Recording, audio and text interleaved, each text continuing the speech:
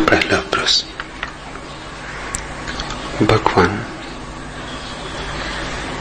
विश्राम के लिए अनंत आकाश में उड़ने वाला पक्षी घास का छोटा सा घोंसला बनाता है और विश्राम के लिए आदमी ने पहले गुफा खोजी और फिर झोंपड़ा और मकान बनाया, और आप आज अनहद में विश्राम की चर्चा शुरू कर रहे हैं।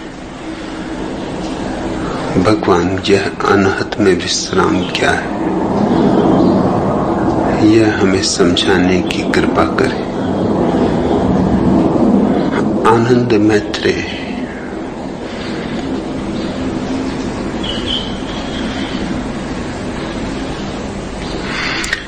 विश्राम के लिए पक्षी घोंसला बनाए, इसमें तो कुछ भी अड़चन नहीं, क्योंकि घोंसले में किया गया विश्राम आकाश में उड़ने की तैयारी का अंग है। आकाश से विरोध नहीं है घोंसले का, घोंसला सहयोगी है, परिपूरक है। सतत तो कोई आकाश में उड़ता नहीं रह सकता, देह तो थकेगी, देह को विश्राम की जरूरत भी पड़ेगी। इसलिए घोंसला शुभ है, सुंदर है, सुखद है। इतना ही स्मरण रहे कि घोंसला आकाश नहीं है, सुबह उड़ जाना है, रैन बसेरा है। लक्ष्य तो आकाश ही है, घोंसला पड़ाव है, गंतव्य, मंजिल वह तो अनंत आकाश है, वह तो सीमाओं के पार जाना है। क्योंकि जहां तक सीमा है वहां तक दुख है, सीमा ही दुख है।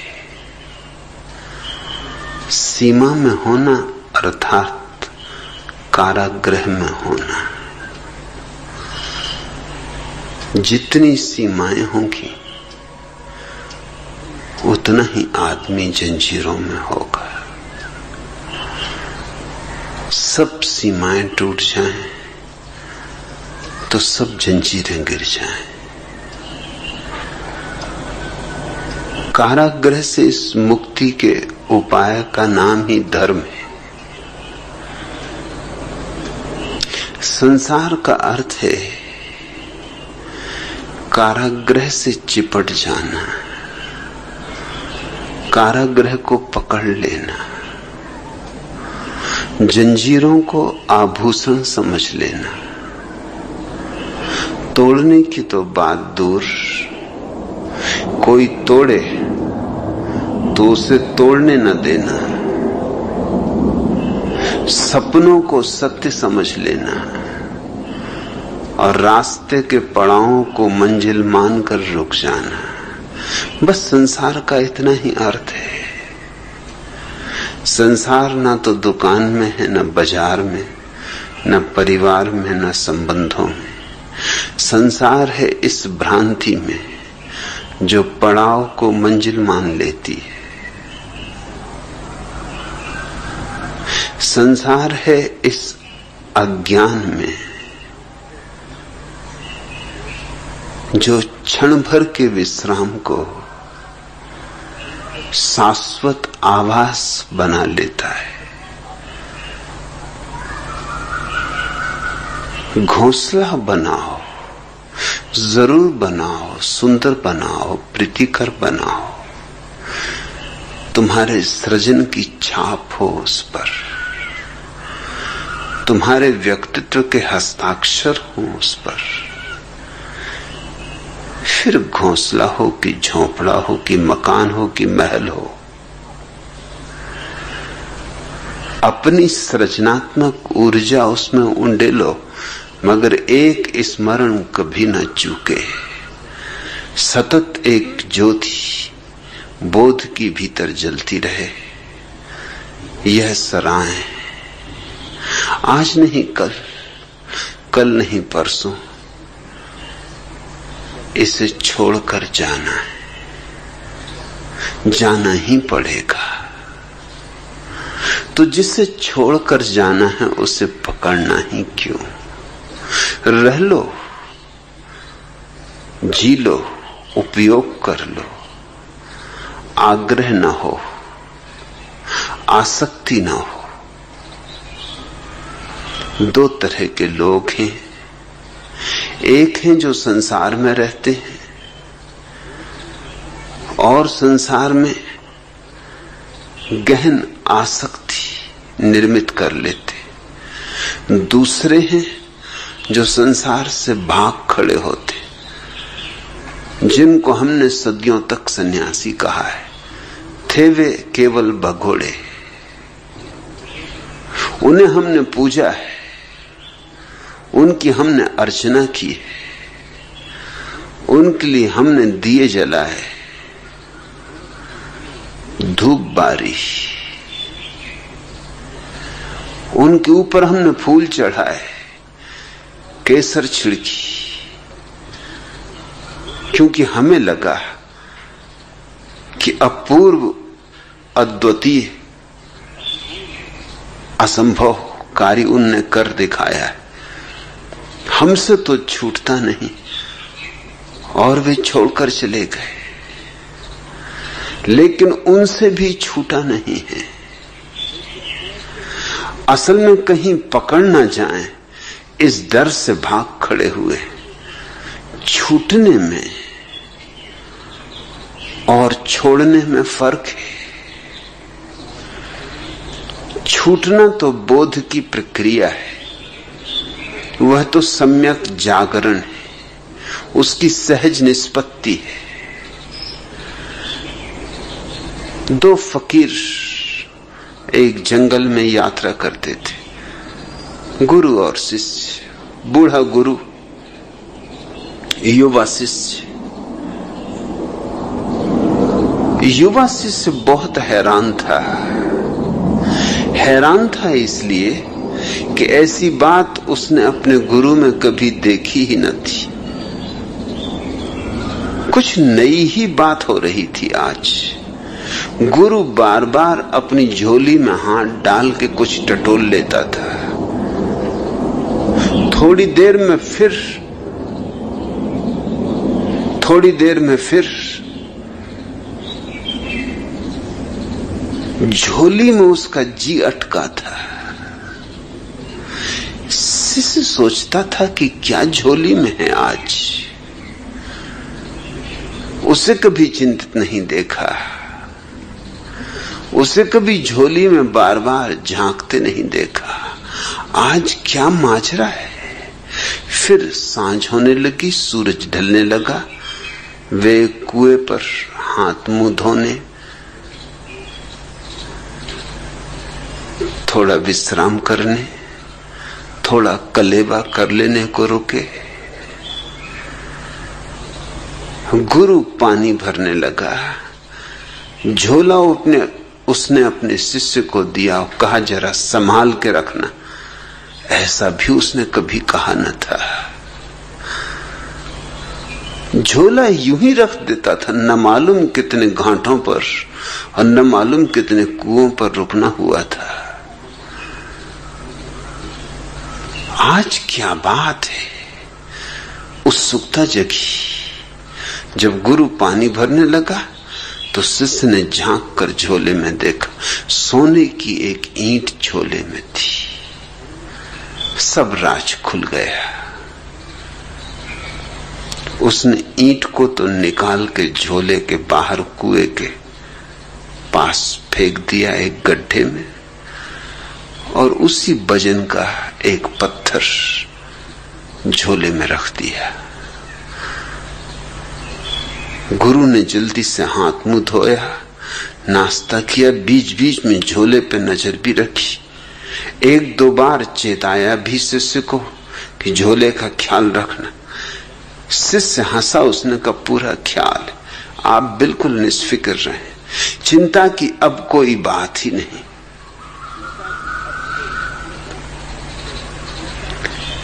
जैसे ही निपटे चलने को आगे बढ़े, गुरु ने जल्दी से झोला वापस ले लिया।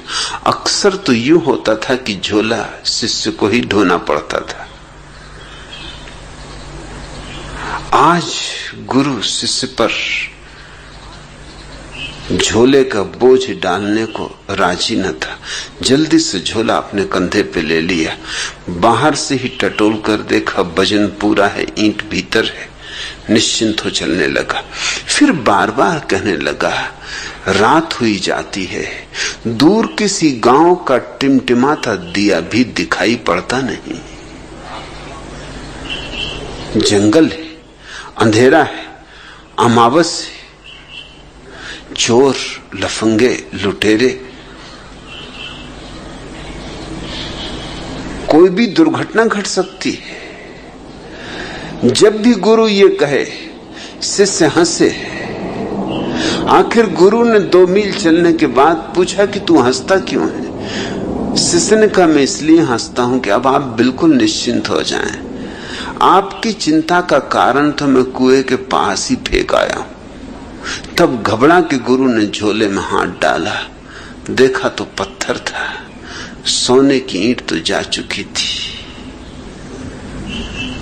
क्षण भर को तो सदमा लगा, छाती की धक धक रुक गई होगी, श्वास ठहरी की ठहरी रह गई होगी, लेकिन फिर बोध भी हुआ।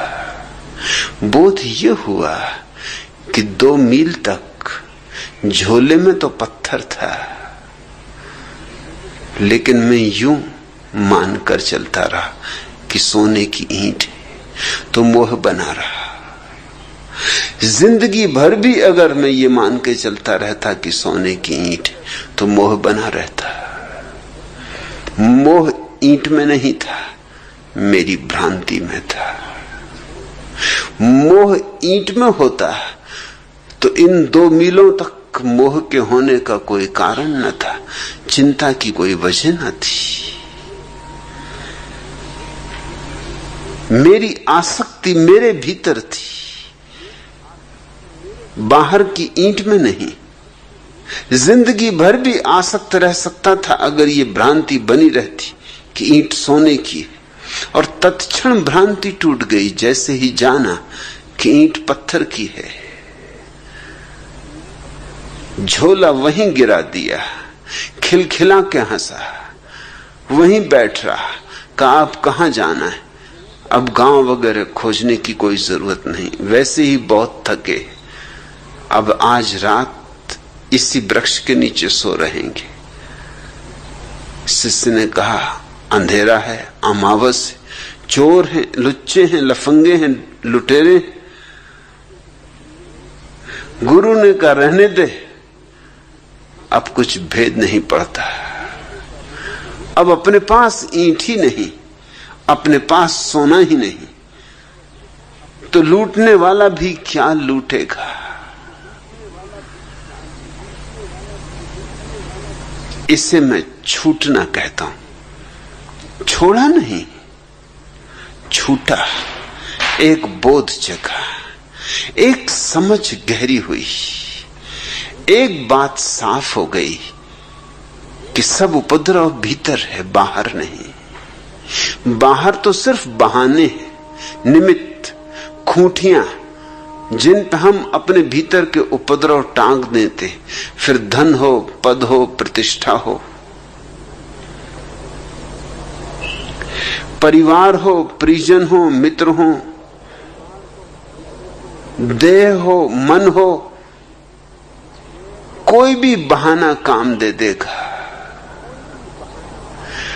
लेकिन अगर भीतर टांगने को ही कुछ न बचा हो तो फिर सब बहाने रहे आए, क्या फर्क पड़ता है? फिर बाजार में बैठो कि मरघट में, बराबर है।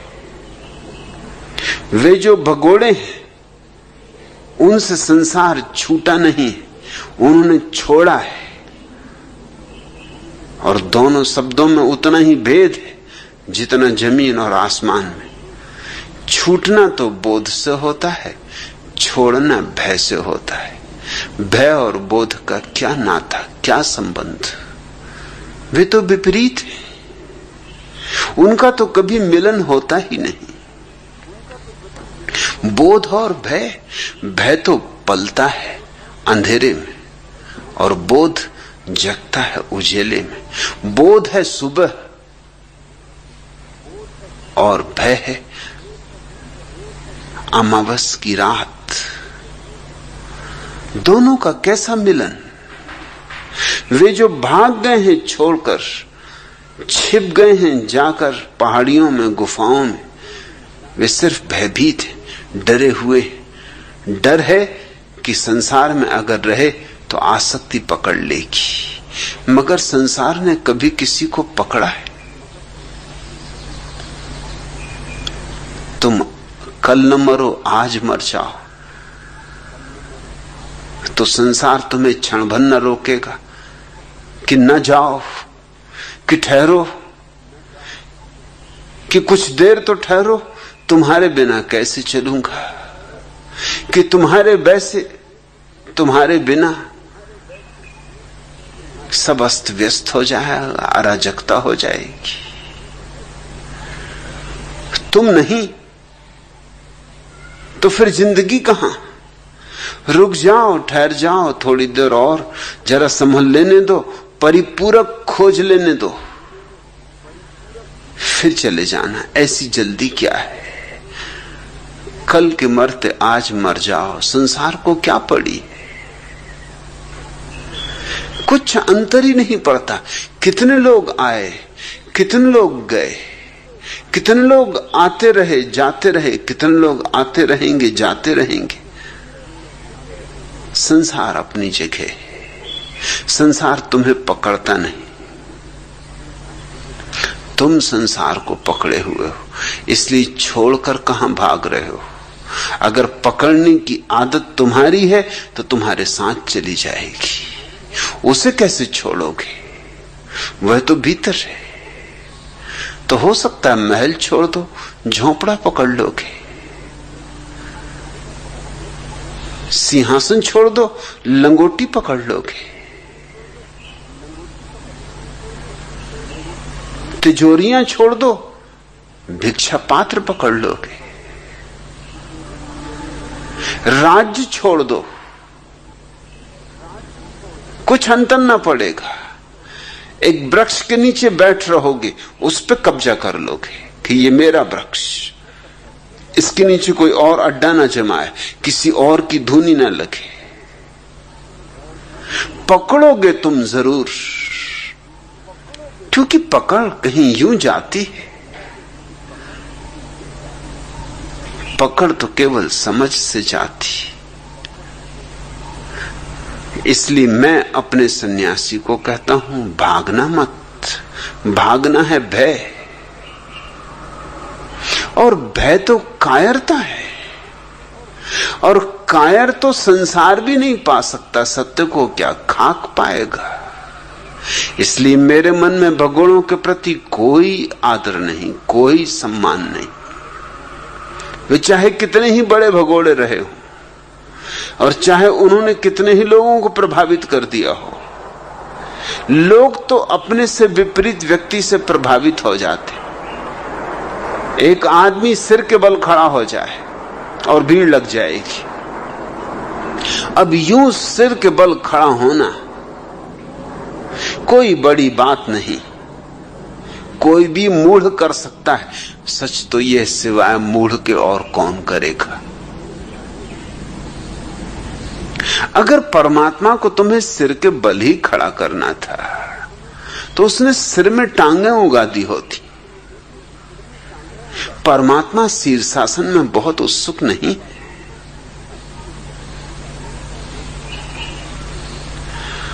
अगर परमात्मा को ही तुम्हें कांटों की सेज पे लिटाना होता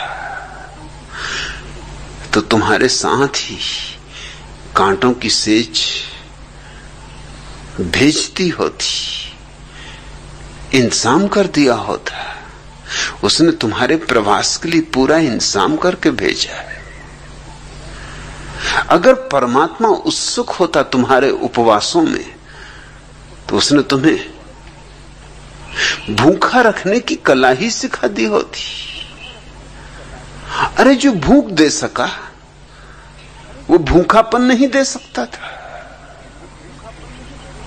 अगर परमात्मा उत्सुक होता कि तुम छोड़ दो परिजन, तुम छोड़ दो मित्रजन, तुम छोड़ दो परिवार, तुम छोड़ दो लोग, तो तुम्हें परिवार में और परिजनों में, मित्रों में पैदा ही क्यों करता?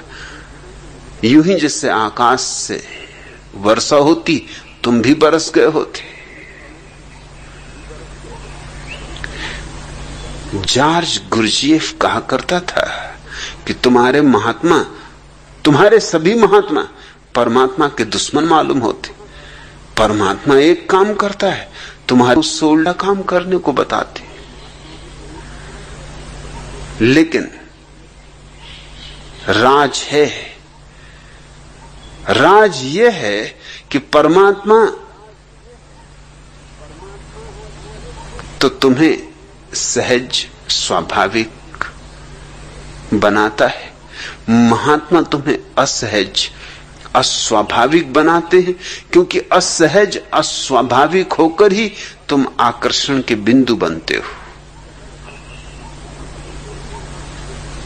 लोगों के लिए तुम्हारे प्रति सम्मान तभी पैदा होगा जब तुम कुछ उल्टा करो। अमेरिका में एक विचारक हुआ रॉबर्ट रिपले, वो प्रसिद्ध होना चाहता था। कौन प्रसिद्ध नहीं होना चाहता? चाहता था सारी दुनिया उसे जान ले। गांव में एक बहुत बड़ा सर्कस आया हुआ था। सोचा उसने कि सर्कस इतना प्रसिद्ध है, जग जाहिर है, इसके मैनेजर को जरूर कुछ सूत्र पता होंगे प्रसिद्धि के। तो मैनेजर से उसने अलग से मुलाकात ली और कहा कि मुझे भी कुछ राज बताओ, मैं भी प्रसिद्ध होना चाहता हूं। मैनेजर ने यूं ही मजाक में कहा, सर्कस का ही मैनेजर था, धंधा ही मजाक का था, तमाशबीनी का था। उसने कहा इसमें क्या खास बात है, तुम अपने सिर के आधे बाल कटा लो और चुपचाप बिना कुछ बोले जमीन पर टकटकी बांधे पूरे न्यूयॉर्क की सड़कों पर चक्कर काटते रहो। 3 दिन बाद आना। 3 दिन बाद वो आया तो साथ में अखबारों की बहुत सी कटिंग भी लाया, क्योंकि अखबारों में तस्वीरें ही छप गई। चर्चा हो गई गांव में, घर घर में कि कौन है आदमी आधे सिर के बाल कटाए हुए, कौन प्रसिद्ध ना हो जाएगा। रिप्ले ने मैनेजर को बहुत धन्यवाद दिया और कब आगे के लिए कुछ और बताएं। न्यूयॉर्क में तो जलवा हो गया, डुंडी पिट गई। एक बच्चा ऐसा नहीं है जो न जानता हो। गांव गांव आसपास भी खबर फैलने लगी। मैनेजर ने कब तुम ऐसा करो, एक बड़ा आईना खरीदो, उस आईने को अपनी कमर पर बांध लो, आईने में देखो तो पीछे का रास्ता दिखाई पड़ेगा और बस पीछे की तरफ चलो, आगे की तरफ नहीं। और सारी अमेरिका का चक्कर लगा डालो। और रिप्ले ने वही किया। और चक्कर पूरा होते होते अमेरिका में नहीं सारी दुनिया में प्रसिद्ध हो गया ये कौन आदमी। और उससे कहा तू बिल्कुल चुप रहना, बोलना है ही नहीं, जितना चुप रहेगा उतना ही अच्छा, बोले तो कहीं बात ना खुल जाए।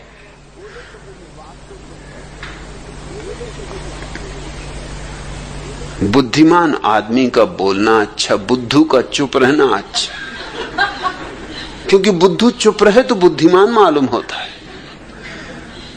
सो रिप्ले बिल्कुल चुप रहा, लाख लोगों ने पूछा, मुस्कुराए, कुछ कहे ही ना। अरे राज की बातें कहीं कही जा सकती, शब्दातीत कहो भी तो कैसे कहो, अनिर्वचनीय। प्रवचन से तो मिलती नहीं, बोलने से तो मिलती नहीं, कहने से तो कही नहीं जाती, हस्तांतरणी नहीं। कोई जानने वाला ही जान ले तो जान ले। और मजा तो तब हुआ जब रिप्ले ने पाया कि कुछ उसके शागिर्द भी पैदा हो गए, उसके पीछे पीछे चलने लगे। उन्होंने भी छोटी छोटी व्यवस्थाएं कर ली, जिससे जैसा दर्पण बन सका ले आया। अकेला नहीं, अब रिप्ले की एक कतार चलने लगी और वो भी सब चुप। अरे जब गुरु ही चुप तो शिष्य भी चुप।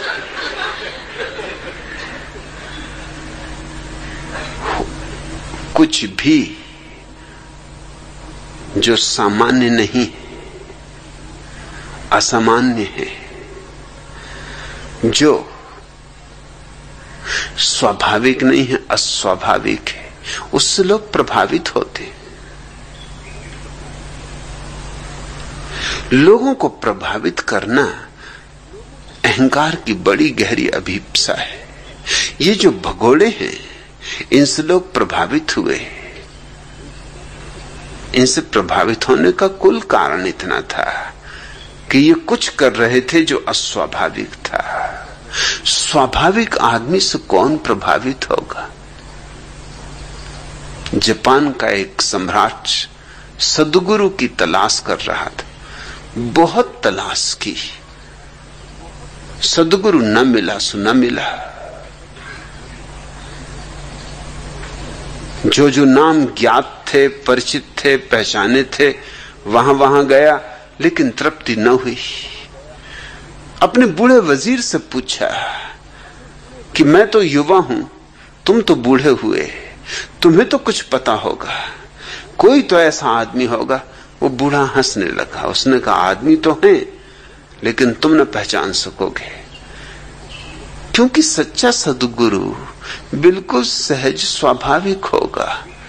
उसमें कोई सींग थोड़ी निकले होते जो तुम पहचान लोगे। तुम तलाश कर रहे हो किसी उल्टे सीधे आदमी की। लोग तो मिलेंगे बहुत उल्टे सीधे, मगर जो अभी खुद ही उल्टे सीधे, वो तुम्हें क्या लाख उपाय भी करें तो मार्गदर्शन दे सकेंगे, तुम्हें भी और अस्त व्यस्त कर देंगे। तुम वैसे ही अराजक अवस्था में हो, वो तुम्हें और अराजक कर देंगे। मैं एक आदमी को जानता हूं,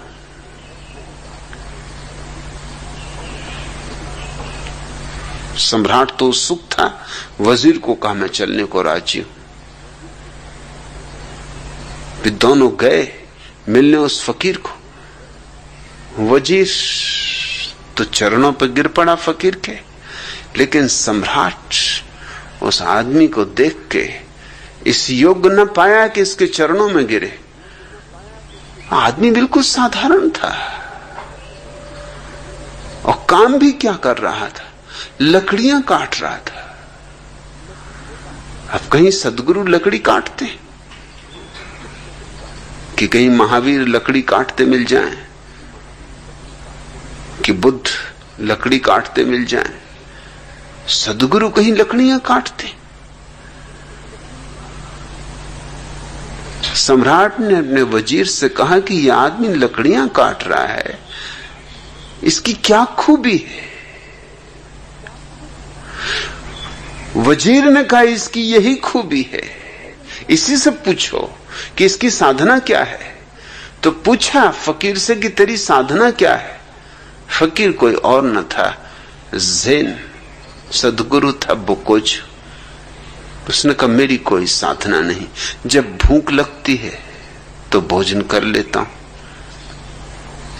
और जब नींद आती तो सो जाता हूं। मेरी कोई और साधना नहीं। सम्राट ने कहा लेकिन ये कोई साधना हुई? ये भी कोई साधना हुई? यह तो हम सभी करते हैं, जब भूख लगती भोजन करते, जब नींद आती सो जाते। बोकोजू ने कहा कि नहीं, इतने जल्दी निष्कर्ष ना लो। कई बार तुम्हें भूख नहीं लगती और तुम भोजन करते हो, और कई बार तुम्हें भूख लगती है और तुम भोजन नहीं करते, और कई बार तुम्हें नींद आती है और तुम सोते नहीं, और कई बार तुम्हें नींद नहीं आती और तुम सोने की चेष्टा करते हो। इतना ही नहीं, तुम जब भोजन करते हो तब और भी 1000 काम करते हो, यंत्रवत भोजन करते रहते हो, और मन न मालूम किन किन लोकों में भागा रहता है। और जब तुम सोते हो तब तुम सिर्फ सोते ही नहीं, कितने कितने सपने देखते हो, कहां कहां नहीं जाते, क्या क्या नहीं करते। मन का व्यापार जारी रहता है। मैं जब भोजन करता हूं तो सिर्फ भोजन ही करता हूं, बस भोजन ही करता हूं। उस वक्त भोजन करने के सिवाय बोकोजू में और कुछ भी नहीं होता।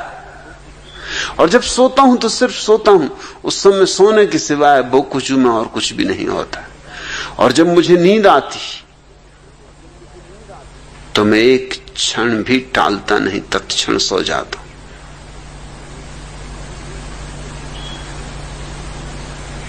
बोकोजू के संबंध में कहानियां हैं कि कभी कभी बीच प्रवचन में देते सो जाता था। नींद आ गई तो बोकोजू क्या करे, इतना नैसर्गिक आदमी। और ब्रह्म मुहूर्त में नहीं उठता था।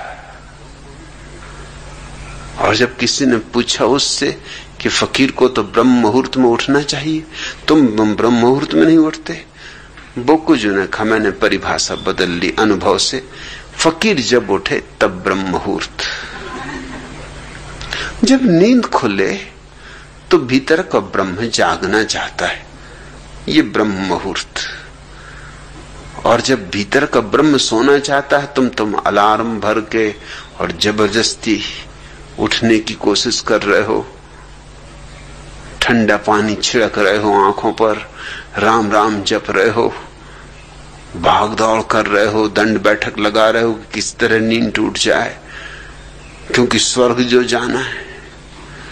ब्रह्म मुहूर्त में जगे बिना स्वर्ग तो जा ना सकोगे।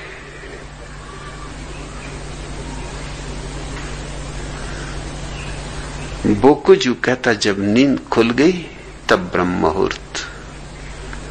तो कभी कभी दोपहर तक सोया रहता और कभी कभी आधी रात तक जागा रहता। जब नींद आएगी तब सोएगा, जब भूख लगी तो भोजन करेगा। कभी कभी दिन 2 दिन बीत जाते और भोजन न करता, वह उपवास न था। और कभी कभी दिन में 2 बार भोजन करता। इतना नैसर्गिक, मगर ऐसे आदमी से कौन प्रभावित हो। हम तो उल्टे सीधे लोगों से प्रभावित होते, इसलिए भगोड़ों ने मनुष्य को बहुत ज्यादा प्रभावित किया।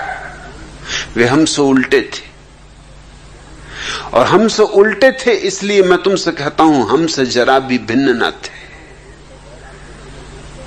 हम जैसे ही थे, बस हम पैर के बल खड़े हैं, वो सिर के बल खड़े थे। हम सोने के पीछे दीवाने, वो डरते थे कि कहीं सोना छू ना जाए। हम स्त्रियों के पीछे भागे जा रहे हैं, वो स्त्रियों के प्रति पीठ करके भागे जा रहे थे, मगर भाग जारी थी और दोनों का केंद्र स्त्री थी। एक स्त्री की तरफ भाग रहा है, एक स्त्री से भाग रहा है, मगर दोनों की नजर स्त्री पर अटकी। एक कहता है कि स्त्री में ही स्वर्ग है और एक कहता है स्त्री नरक का द्वार है, मगर दोनों के लिए स्त्री महत्वपूर्ण है। किसी के लिए स्वर्ग का द्वार, किसी लिए नरक का द्वार, मगर द्वार स्त्री ही है। मगर स्त्री से छुटकारा नहीं है। ऐसे न पुरुष से छुटकारा है, न धन से छुटकारा है।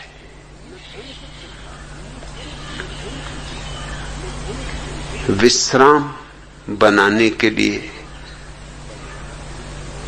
विराम में जाने के लिए पक्षी घोंसले बनाते हैं, मनुष्य झोंपड़े बनाते हैं या महल बनाते हैं। कुछ बुरा नहीं, बस इतनी ही याद रहे कि उन सीमाओं में आबद्ध न हो जाना। वे सीमाएं तुम्हारी सीमाएं नहीं, कोई सीमा तुम्हारी सीमा नहीं। रहो जरूर, मगर अतिथि की तरह रहना, आतिथेय मत हो जाना, मेहमान की तरह रहना, मेजबान न हो जाना। तो फिर तुम जहां हो वहीं सन्यासी हो। आनंद मैत्रेय, तुमने पूछा कि विश्राम के लिए अनंत आकाश में उड़ने वाला पक्षी घास का छोटा सा घोंसला बनाता है। वो उड़ने के लिए जरूरी है। उड़ने के लिए शक्ति संयोजित करनी होगी, जागने के लिए सोना होगा, भागने के लिए बैठना होगा।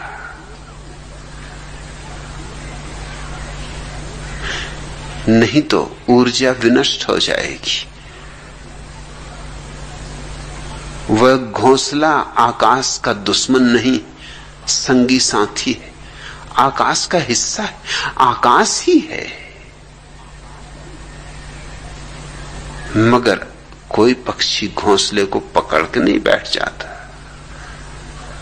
तुमने देखा, अंडे फूटते हैं, नए पक्षी पैदा होते हैं, रुकते हैं तब तक घोंसले में जब तक उड़ने के योग नहीं हो जाते, और जिस दिन उड़े कि उड़े, फिर लौट कर आते ही नहीं।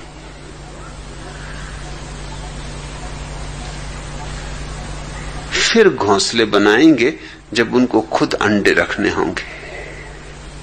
जरूरत है तो उपयोग करो, संसार का उपयोग करो। संसार नहीं बांधता है। संसार से भागो मत, जागो। तुम कहते हो और विश्राम के लिए आदमी ने पहले गुफा खोजी, फिर झोंपड़ा मकान बनाया, और आज आप अनहद में विश्राम की चर्चा शुरू कर रहे हैं। ये अनहद में विश्राम अंतिम विश्राम है, ये आखिरी घोंसला है। फिर उसके पार और मकान नहीं बनाने पड़ते, शाश्वत घर मिल गया। फिर क्या मिट्टी के घरगुले बनाने, क्या फिर रेत के मकान बनाने जो अभी बनाए और अभी गिरे। फिर क्या क्षणभंगुर में समय को व्यतीत करना है और व्यर्थ करना है। अनहद में विश्राम दरिया की इस अद्भुत सूचना का अंग है। जात हमारी ब्रह्म है, माता पिता है राम, ग्रह हमारा शून्य में, अनहद में विश्राम। इस सूत्र को समझ लो, यह सूत्र सन्यास का सार है। जात हमारी ब्रह्म है। जात का अर्थ होता है जहां से हम जन्मे। जो हमारा वास्तविक जीवन स्रोत है। इसलिए तुम्हारी जात हिंदू नहीं और मुसलमान नहीं और ईसाई नहीं, क्योंकि बच्चा जब पैदा होता है उसे पता ही नहीं होता कि हिंदू है कि ईसाई है कि मुसलमान। बच्चा जब पैदा होता है तो न तो संस्कृत बोलता है, न अरबी बोलता है, न लैटिन, न ग्रीक। मैंने सुना है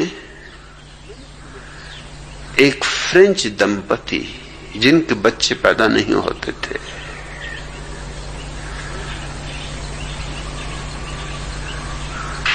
एक अनाथाश्रम से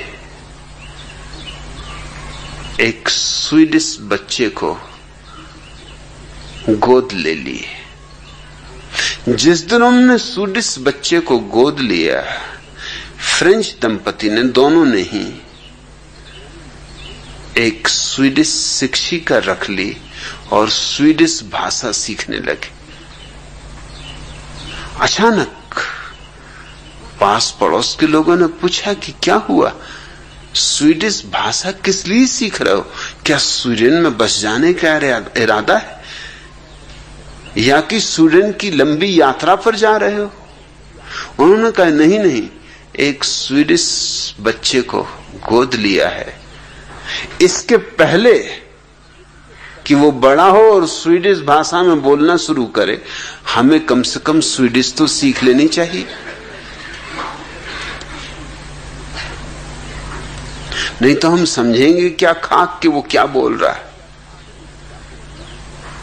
बच्चे ना तो स्वीडिश बोलते, ना फ्रेंच, ना हिंदी, ना अंग्रेजी। बच्चों की कोई भाषा नहीं होती, शून्य उनकी भाषा होती, मौन उनकी भाषा होती, और उनकी कोई जात नहीं होती।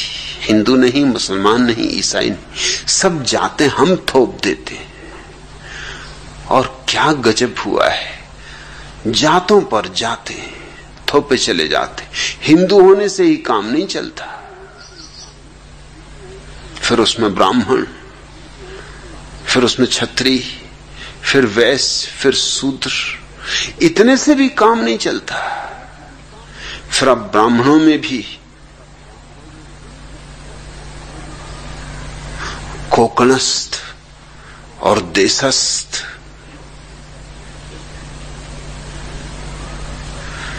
विनोबा भावे से किसी ने पूछा कि आप कोकणस्थ ब्राह्मण हैं या देशस्थ? विनोबा ने अपनी सूझबूझ के हिसाब से ठीक ही उत्तर दिया, हालांकि मुझे कुछ बहुत ठीक नहीं लगता। उन्होंने कहा ना तो मैं कोकणस्थ ब्राह्मण हूं ना देशस्थ, मैं तो स्वस्थ ब्राह्मण। बात तो ठीक है, लेकिन मेरा इतना ही निवेदन है कि इसमें पुनरुक्ति है। स्वस्थ ब्राह्मण दोनों का एक ही अर्थ होता है। स्वस्थ का अर्थ होता है स्वयं में स्थित हो जाना, और ब्राह्मण का अर्थ होता है स्वयं के ब्रह्म को जान लेना। इसलिए स्वस्थ ब्राह्मण एक ही बात को कहने के लिए दो शब्द उपयोग कर रहे हो, उचित नहीं है। ब्राह्मण होना काफी है, स्वस्थ होना काफी है। स्वस्थ ब्राह्मण होने की कोई जरूरत नहीं। एक ही बात को कहने के लिए दो शब्द क्यों उपयुक्त करने, क्यों उपयोग करना? लेकिन यूं उनकी बात ठीक है कि कोकणस्थ नहीं, देशस्थ नहीं। लेकिन खतरा यह है कि कुछ स्वस्थ ब्राह्मण पैदा हो सकते, ऐसी तो जातियां पैदा होती। विनोबा के पीछे चलने वाले ब्राह्मण कहने लग सकते हैं कि हम स्वस्थ ब्राह्मण, फिर एक जाति पैदा हो गई। क्या ब्राह्मण होना पर्याप्त नहीं है? क्या ब्रह्म होना काफी नहीं है? क्या ब्रह्म से और कोई परिष्कार हो सकता है? क्या ब्रह्म को सुंदर बनाया जा सकता है? कुछ और शब्द उस पर आरोपित कर दिए जाएं तो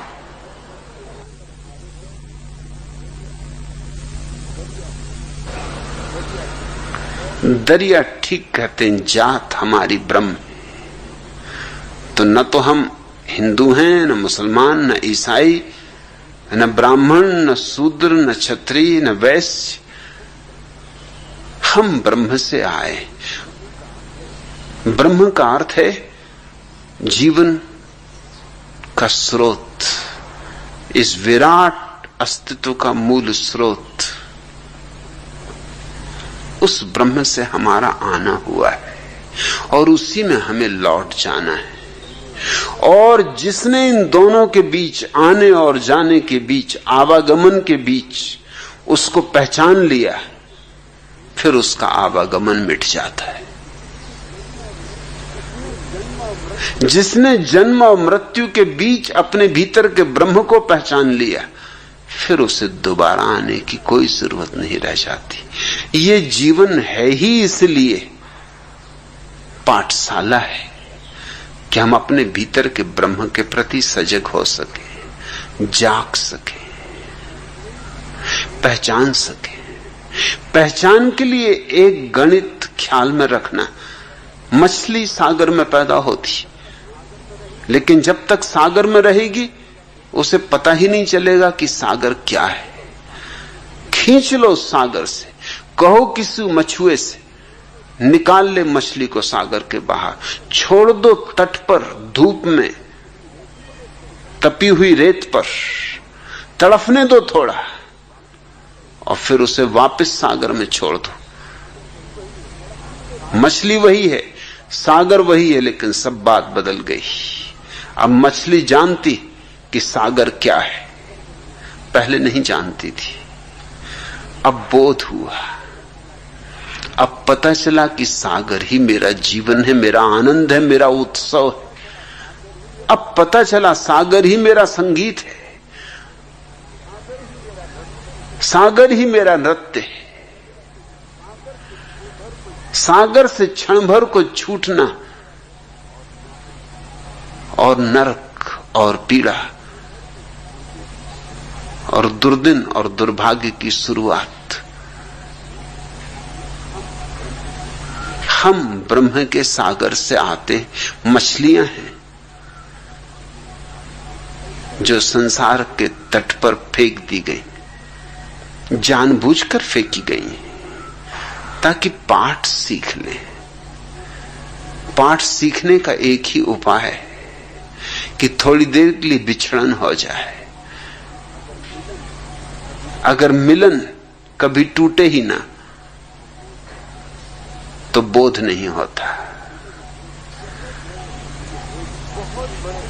एक बहुत बड़े अमीर ने जीवन के अंतिम दिनों में तय किया कि सब मैंने पा लिया, धन, पद, प्रतिष्ठा, हीरों के ढेर लग गए, लेकिन सुख तो मैंने जाना नहीं, क्षण भर को न जाना। धन को पाने में दुख उठाया, धन पाके कुछ सुख मिलता नहीं। धन तो है लेकिन सुख कहां। और जीवन की अंतिम घड़ी पास आने लगी, सूरज ढलने लगा है, अब ढला तब ढला, ये उतरने लगा पश्चिम में सूरज, कभी भी रात आ जाएगी। इसके पहले कि मौत आए सुख को तो जानना ही। तो उसने एक बहुत बड़ी झोली में बहुमूल्य हीरे जवारात भरे, अपने घोड़े पर सवार हुआ, बहुत फकीरों के पास गया और फकीरों से कहा ये सारा धन देने को तैयार, सुख की एक झलक दिखा दो। मगर कौन सुख की झलक दिखाए, कैसे सुख की झलक दिखाए? उत्सुक तो फकीर भी थे उसके धन को लेने में, और जो उसके धन को लेने में उत्सुक थे वे क्या खाक सुख की झलक दिखाएंगे? अभी तो उनको खुद भी झलक नहीं मिली। अभी तो वो भी सोच रहे हैं कि धन मिल जाए तो शायद झलक मिले, और आंख के होते हुए अंधे हैं। इस आदमी को धन मिल गया और धन का झोला लिए घूम रहा है कि मैं देने को तैयार हूं किसी को भी एक झलक, बस एक झलक। एक नजर भर के देख लूं सुख क्या है कि सब निछावर कर दूंगा। फिर एक सूफी फकीर की उसको खबर मिली। लोगों ने कहा हम तो न दे सकेंगे झलक, सच तो यह है कि तुम्हारा धन देख के हमारे भीतर तुमने लालच जगा दी, हमारी न मालूम कितने दिनों की तपस्या और साधना डगमगा दी। तुम भागो यहां से, ले जाओ अपना धन। हम पहुंचे ही जा रहे थे कि तुमने चुका दिया। तुम खुद भी चूके और हमको भी चुका दिया। हाँ, एक फकीर है, वो जरा उल्टा सीधा फकीर है, शायद वही तुम्हारे काम आए। तो गया धनपति, अपने घोड़े को रोका उस फकीर के वृक्ष के नीचे, फकीर को अपनी पूरी कथा सुनाई। फकीर ने गौर से सुनी। धनपति ने अपना झोला भी खोल के दिखाया। हीरे जवारातों का ढेर था उसमें, अरबों खरबों के होंगे। फकीर ने कहा झोला बंद कर। झोला धनपति ने बंद किया। लगा कि फकीर है तो कुछ पहुंचा हुआ, और दूसरे फकीरों को तो झोले में एकदम रस आ गया था। एकदम उनकी आंखों से लार टपकने लगी थी। वो तो भूल ही गए थे इसको सुख देने की बात। वो तो खुद ही के सुख पाने की आकांक्षा में तल्लीन हो गए थे। इस फकीर ने कहा बंद कर ये कचरे को, झोला बंद कर। फिर कुछ सुख दिखाने की बात बने। धनपति ने झोला बंद किया। ये फकीर जजा, जिसने जीवन भर धन इकट्ठा किया उसको ऐसी आदमी जचता है। और जैसे उसने झोला बंद करके एक तरफ रखा, फकीर उठा और झोला लेके भाग खड़ा हुआ। एक क्षण को तो धनपति को कुछ समझ में नहीं आया कि क्या हो रहा है। किम कर्तव्य विमूढ़ खड़ा रह गया। जब होश आया तब तक तो फकीर ये गया वो गया, 9 तो 11 हो गया। उसको तो जगह परिचित थी, वो जंगल परिचित था, वो पास में ही बसा गांव परिचित था। इस धनपति को सब अपरिचित था। भागा एकदम उसके पीछे, बेतहासा भागा, घोड़े को भी छोड़ गया, भूल ही गया घोड़े की बात। चिल्लाता हुआ कि लुट गया, बर्बाद हो गया, मेरी जिंदगी भर की मेहनत पे पानी फेर दिया। अरे ये कोई फकीर नहीं है, ये बदमाश है, लुच्चा है, चोर है। चिल्लाता जाए, भागता जाए, पकड़ो पकड़ो। सारा गांव खड़े होकर देख रहा था। गांव तो फकीर को जानता था, वो कई कर्तव्य इस तरह के पहले कर चुका था। उसके कामों से तो लोग परिचित थे कि वो कुछ उल्टा सीधा करता है, कुछ किया होगा। कोई पकड़ने में उत्सुक नहीं दिखाई पड़ रहा था। और धनपति और भी हैरान था। फिर तो वो गालियां पूरे गांव को देने लगा कि पूरा गांव बदमाशों का, लुच्चों का है। ये फकीर तुम्हारा नेता है या क्या बात है? पकड़ते क्यों नहीं? लोग हंस रहे थे, खिलखिला रहे थे। मैं उसके प्राणों पे बनी थी। हाँपता भागता फकीर का पीछा करता रहा। फकीर वापस पहुंच गया उसी झाड़ के नीचे जहां घोड़ा खड़ा था। अब भी झोले को वहीं रख दिया जहां से उठाया था, झाड़ के पीछे जाके खड़ा हो गया छिपकर। थोड़ी ही दो बाद धनपति भी हाँपता, पसीने से लथपथ, जिंदगी में कभी ऐसा दौड़ा नहीं था, मौका ही ना आया था। झोला देखा, एकदम उठा के छाती से लगा लिया और कहा कि हे परमात्मा, धन्य है तू। किन शब्दों में तेरा आभार करूं। आत्मा को ऐसी शांति मिल रही, ऐसा सुख मिल रहा, कभी नहीं मिल रहा। फकीर बोला मिला, चलो थोड़ा दर्शन तो हुआ, झलक मिली। ये धनपति को पता नहीं था कि वो झाड़ के पीछे छिपा है। फकीर बाहर आ गया, अपनी जगह बैठ गया। उसने कहा देख, तू कहता था झलक दिखा दो, दिखा दी, अब अपने घर जा, अब आगे काम तू कर।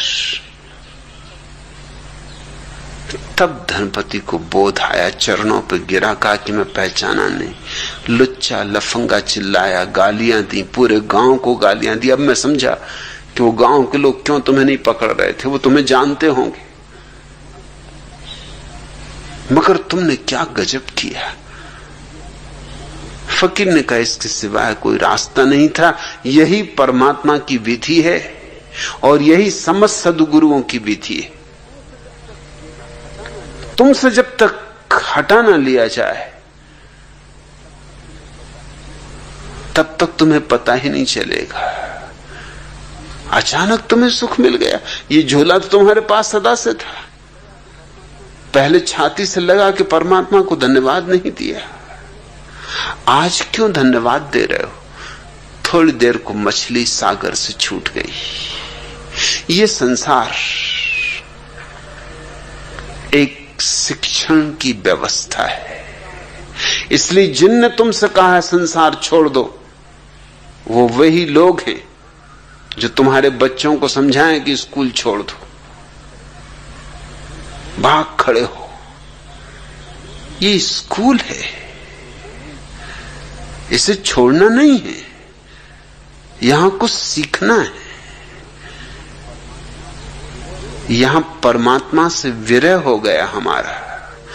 वो जो हमारा मूल स्रोत है, उद्गम है, ब्रह्म है, उससे हमारा नाता टूट गया है।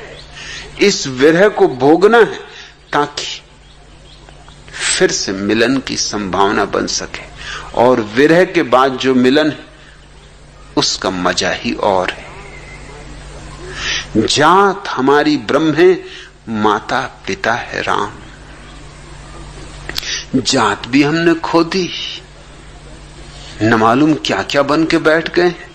जमीन पर कोई 300 धर्म है और 300 धर्मों में कम से कम 3000 छोटी छोटी जातियां, उपजातियां, और न मालूम क्या क्या, कितना जाल फैला दिया है। और जिनको हम भले लोग कहें, उनके भीतर भी वही जाल है। शंकराचार्य जैसे व्यक्ति को, जिनको भारतीय सोचते हैं वेदांत की पराकाष्ठा, उनको भी एक शूद्र ने छू दिया तो वो नाराज हो गए। शंकराचार्य पानी फेर दिया सब वेदांत पर, भूल गए सब बकवास कि जगत माया है और ब्रह्म सत्य है। तत्क्षण पता चला शूद्र सत्य है, ब्रह्म वगैरह कोई सत्य नहीं। एक शूद्र ने छू दिया, भूल गए ज्ञान, भूल गए चौकड़ी, एकदम क्रुद्ध हो गए और कहा कि मूढ़, शूद्र होकर तुझे इतनी समझ नहीं कि ब्राह्मण को छू दिया। और मैं अभी गंगा स्नान करके आ रहा हूं। स्नान करके वो चढ़ी रहे थे दशाश्वमेध की सीढ़ियां, तभी उस शूद्र ने छू दिया। सुबह सुबह का अंधेरा, अब मुझे फिर स्नान करना पड़ेगा। उस शूद्र ने कहा स्नान आप जरूर करिए, मगर इसके पहले कि स्नान करें मेरे को सवालों का जवाब दे दें। एक तो ये कि अगर संसार माया है तो किसने किसको छुआ?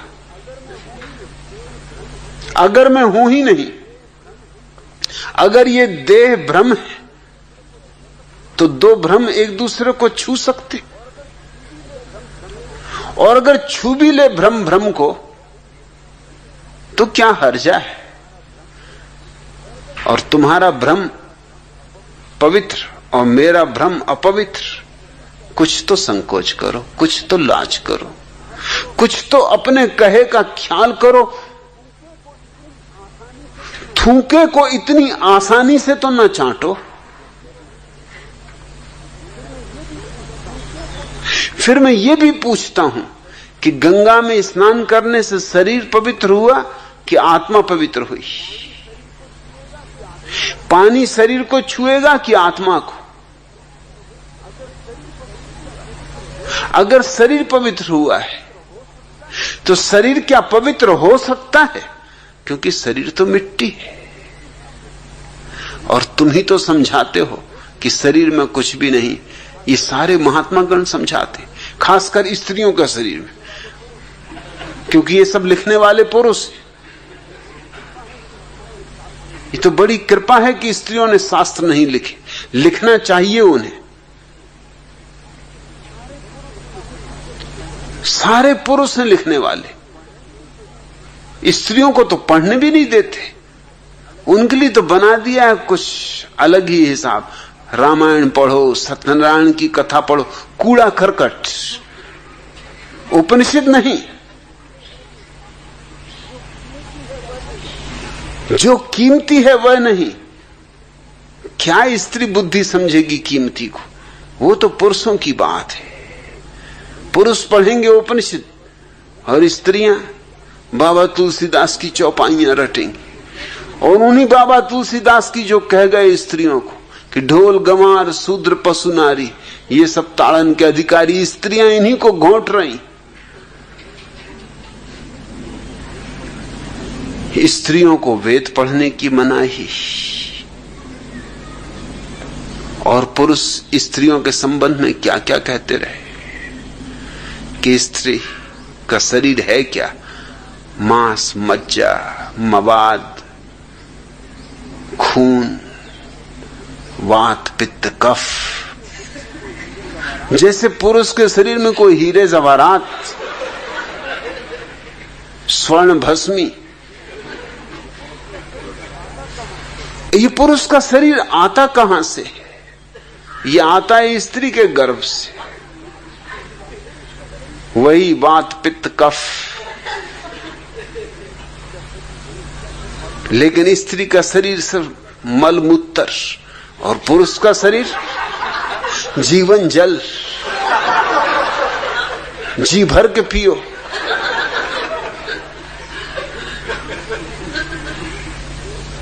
ये देह तो देह है, ये क्या पवित्र होगी? और आत्मा तो पवित्र है ही, उसे कैसे पवित्र करोगे?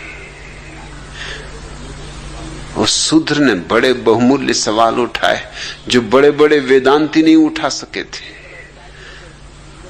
शंकराचार्य अगर किसी व्यक्ति के सामने हतप्रभ हुए तो वह शूद्र था। मगर शंकराचार्य को भी ख्याल नहीं कि जगत को ब्रह्म कह रहे हैं, तो इसका क्या अर्थ होगा? फिर कैसा ब्राह्मण, फिर कैसा शूद्र? जातियों पे जातियां बन गई। बड़ी सेवा में रत हैं लोग, बड़े धार्मिक कार्यों में लगे, मगर मौलिक भ्रांतियां वही की वही। मदर टेरेसा को नोबेल प्राइज मिली क्योंकि उन्होंने गरीबों की बड़ी सेवा की। वह सरासर झूठ बात है, वह सिर्फ पाखंड है, ऊपरी बकवास है, भीतर बात कुछ और है। अनाथालय खोल रखे, विधवा आश्रम खोल रखे, वे तरकीबें कि कैसे स्त्रियां, कैसे अनाथ बच्चे ईसाई हो जाएं, और ईसाई ही नहीं, कैथोलिक ईसाई होने चाहिए। अभी एक प्रोटेस्टेंट परिवार ने अमेरिका से आके मदर टेरेसा से प्रार्थना की कि मैं एक बच्चे को गोद लेना चाहता हूं, हमारा कोई बच्चा नहीं।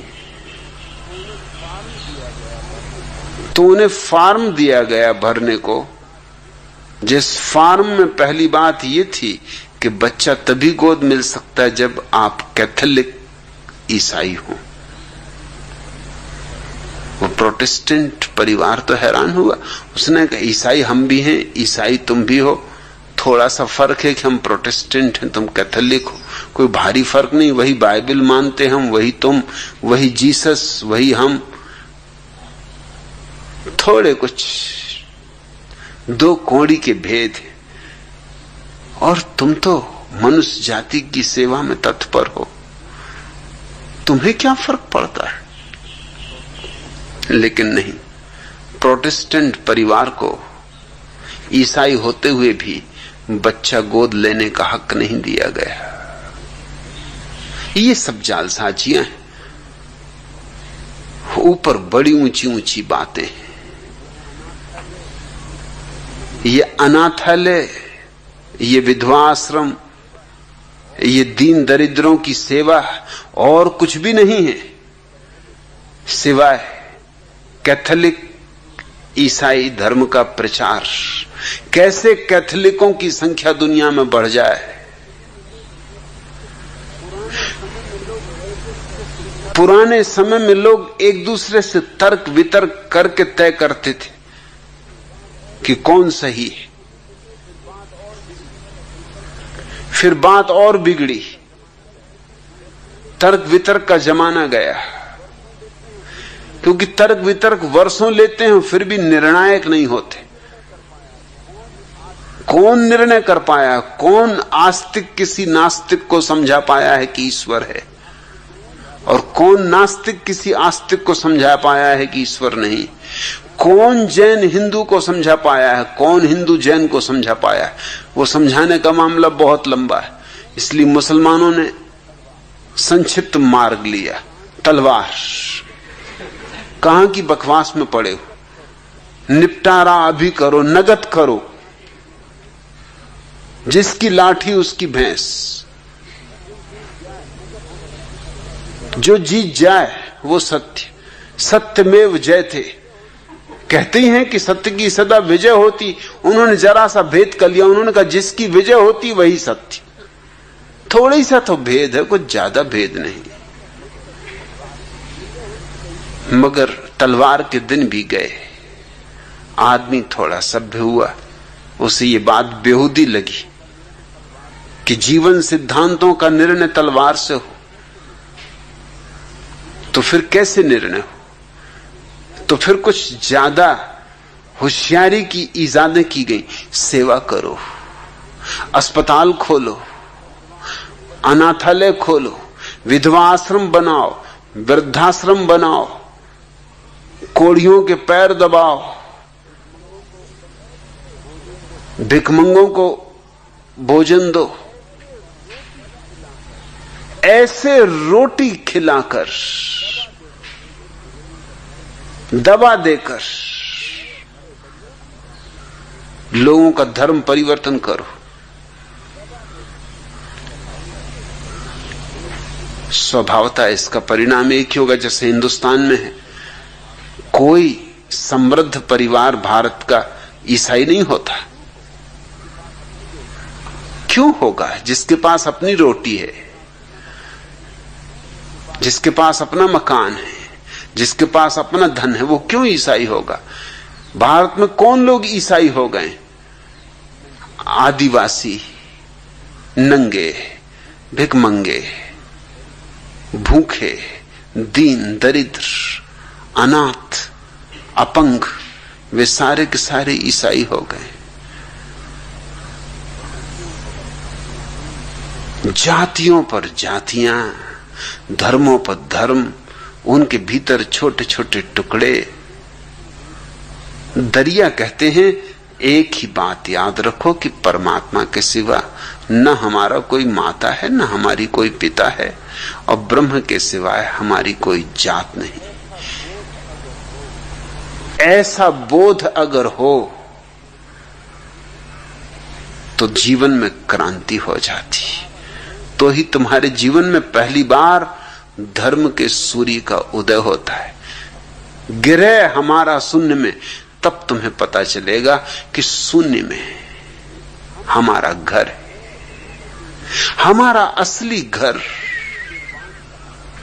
जिसको बुद्ध ने निर्वाण कहा है, उसी को दरिया शून्य कह रहे हैं। परम शून्य में, परम शांति में, जहां लहर भी नहीं उठती, ऐसी शांत सागर में या शांत झील में जहां कोई विचार की तरंग नहीं, वासना की कोई उमंग नहीं, जहां विचार का कोई उपद्रव नहीं, जहां शून्य संगीत बजता है, जहां अनाहत नाद गूंज रहा है, वही हमारा घर है, अनहद में विश्राम। और जिसने उस शून्य को पा लिया उसने ही विश्राम पाया। और ऐसा विश्राम जिसकी कोई हद नहीं, जिसकी कोई सीमा नहीं, अनहद में विश्राम, यही सन्यासी की परिभाषा है। गिरह हमारा शून्य में, अनहद में विश्राम, ये सन्यासी की पूरी परिभाषा आ गई। मगर इसके लिए जरूरी है कि हम जाने जात हमारी ब्रह्म है, माता पिता है राम। मैं अपने सन्यासी को न तो ईसाई मानता हूं, न हिंदू, न मुसलमान, न जैन, न बौद्ध। मेरा सन्यासी तो सिर्फ शून्य की खोज कर रहा है, सारी दीवारें गिरा रहा है। मेरा सन्यासी तो अनहद की तलाश में लगा है, सीमाओं का अतिक्रमण कर रहा है। घर छोड़ना नहीं है, घर में रहते ही जानना है कि घर मेरी सीमा नहीं। परिवार छोड़ना नहीं है, परिवार में रहते ही जानना है कि परिवार मेरी सीमा नहीं है। बस ये बोध, इस बोध को ध्यान कहो, जागरण कहो, विवेक कहो, सुरति कहो, जो भी शब्द तुम्हें प्रीतिकर हो वह कहो, लेकिन इसे लक्ष्य समझो कि पहुंचना है शून्य में, तभी तुम्हें विश्राम मिलेगा। नहीं तो जीवन एक संताप है, एक पीड़ा है, एक विरह है, विरह की अग्नि। इसमें हम झुलसे जाते, थके जाते, टूटे जाते, बिखरे जाते, उखड़े जाते। हमारे पत्ते पत्ते कुम्हला गए, फूलों के खिलने की तो बात बहुत दूर, हमारी जड़ें सूखी जा रही। और जैसे ही किसी ने शून्य में अपनी जड़ें जमा ली, तत्क्षण हरियाली छा जाती, फूल उमग आते, वसंत आ जाता है, बहार आ जाती, फूलों में गंध आ जाती, भंवरे गीत गाने लगते, मधुमक्खियां गुंजार करने लगती।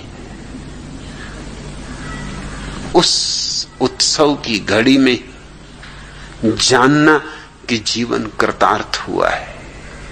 उसके पूर्व हम व्यर्थ ही जी रहे, उसके बाद ही जीना जीना है, उसके बाद ही मरना मरना है, उसके बाद जीने में भी मजा है और मरने में भी मजा है।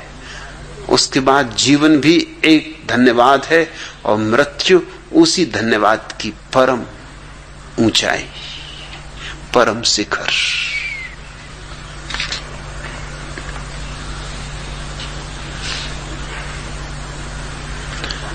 दूसरा प्रश्न, भगवान, क्या किसी संत के दिए हुए मंत्र को दोहराने से हम मुक्ति नहीं पा सकते?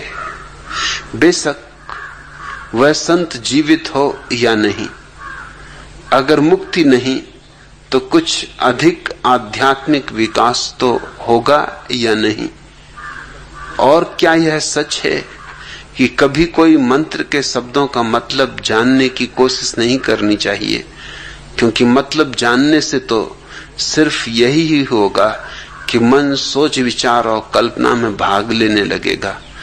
मैं इसलिए ये सवाल पूछ रहा हूं क्योंकि मैंने सुना है कि आप मंत्र के बहुत खिलाफ हैं और कहते हैं कि मंत्र जपना सिर्फ बेवकूफों और मूर्खों के लिए है। नवल किशोर डीडी।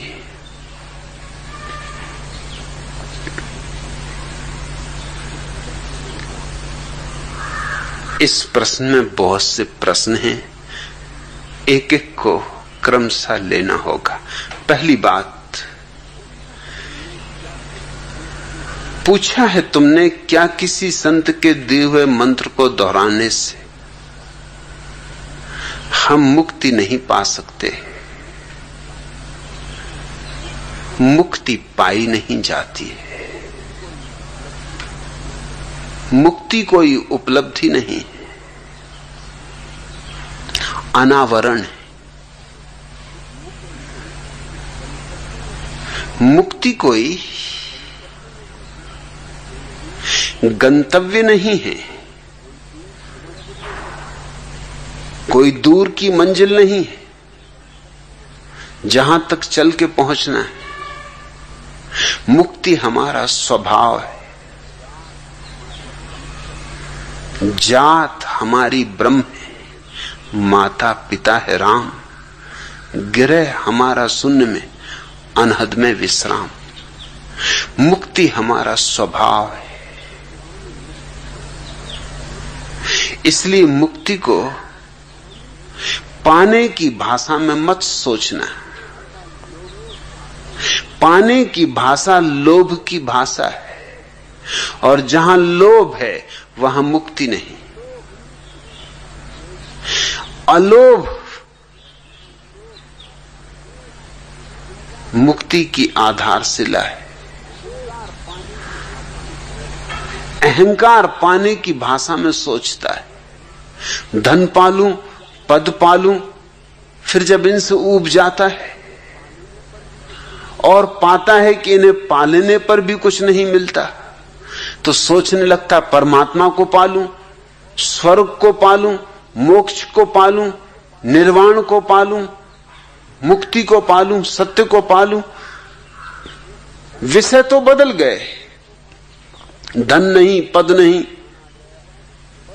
धन की जगह ध्यान आ गया, पद की जगह परमात्मा आ गया। लेकिन तुम नहीं बदले, विषय बदल गए। वासना तो वही की वही रही, पाने की। क्या पाना चाहते हो इससे फर्क नहीं पड़ता। जब तक पाना चाहते हो तब तक उलझे रहोगे। मुक्ति पाने से नहीं मिलती है, पाने की बात ही व्यर्थ है ऐसा जानने से तत्क्षण अनुभव में आ जाती। तत्क्षण शब्द को स्मरण रखना, कल नहीं, परसों नहीं, अभी यही। बुद्ध ने 6 वर्ष तक पाने की कोशिश की।